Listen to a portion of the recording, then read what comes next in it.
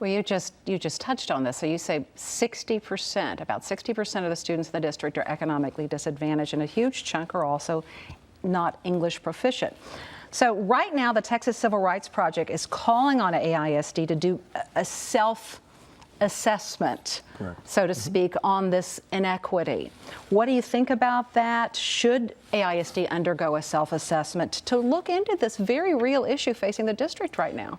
Well, first I'll say is we're also about equity. We are about, in Austin ISD, we are about providing every single student with an equal life chance.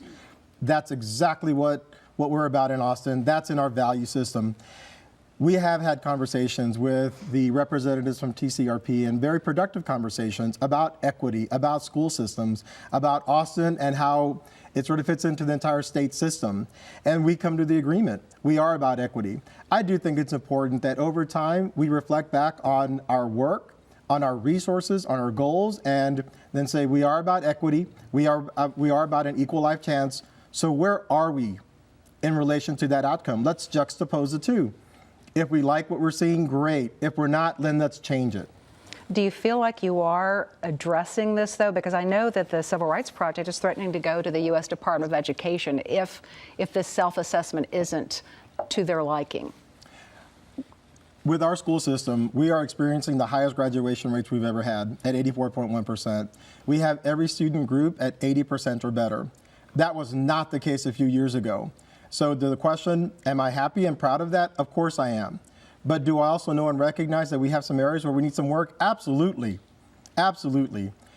We know we need to make some changes.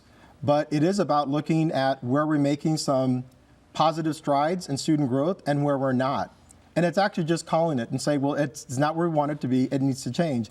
The good news is, though, it is on an upward trajectory. Now, one of the discrepancies is how much money the school PTAs spend. Because if you have a school in West Austin or Northwest Austin or Southwest Austin, the parents start chipping in and raising the level, raising the bar. That's not going to happen when parents don't have money to spend in some of the lower income schools. How do you equalize that? How do you attack something like that that's been such an entrenched problem in AISD for decades? Well, I think first of all, it's to recognize, why do parents do this? Something that's a benefit in Austin is the advocacy among our parents and our constituency. It's very strong. People believe in public education. Sometimes we think that conversation occurs in every district. It does not. It occurs here in Austin. It's important to recognize that that's a strength. What I do think we have to look at is student outcomes.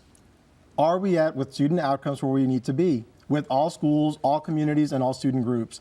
If the answer is yes, we're moving forward in the right way. If it's not, why not? And do we need more resources or more support or professional development? There could be so many different opportunities here, but it's for us to really study that and look at it. And so what I do think is, again, it's important is to recognize as to why folks come to the table. And it's, again, they are advocating for their individual students, and that's important. And how will you get those resources to the schools that need it? Just taking a hard look at where the money's being allocated? Well, the first one, as we talked earlier, was the legislative session. There's money that's here, and it doesn't go back to the state. It is really Austin's tax money. So it's just money that's sent to the state. I think the first thing is look at how can we keep some of our money here in Austin ISD. $175 million. Just to put that into perspective, when we look at teacher pay and we look at compensation, which is a very real issue, we have an employment base of 12,200. We have 6,000 teachers. What does $175 million represent? That's a little under $30,000 per teacher.